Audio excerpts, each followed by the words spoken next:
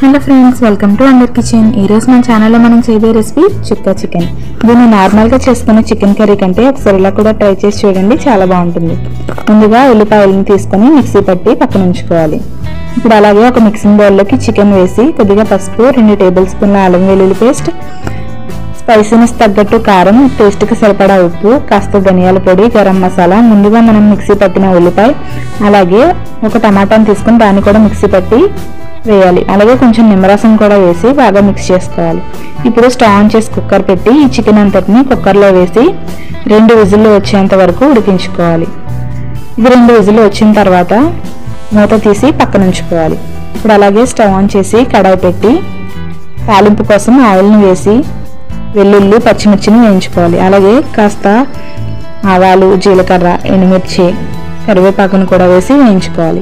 ఇప్పుడు మనం ముందుగా ప్రిపేర్ చేసిన చికెన్ని కూడా వేసి ఒకసారి బాగా మిక్స్ చేసుకొని మూత పెట్టి కూర దగ్గరికి అయ్యేంత వరకు ఉడికించుకోవాలి. అంతేనండి, చాలా టేస్టీ అయిన చుక్క చికెన్ రెడీ అయిపోయింది. ఒకసారి మీరు కూడా ట్రై చేసి ఎలా కుదిరిందో మాతో కామెంట్లో షేర్ చేసుకోండి. నెక్స్ట్ వీడియోలో కలుసుకుందాం. Until then bye by.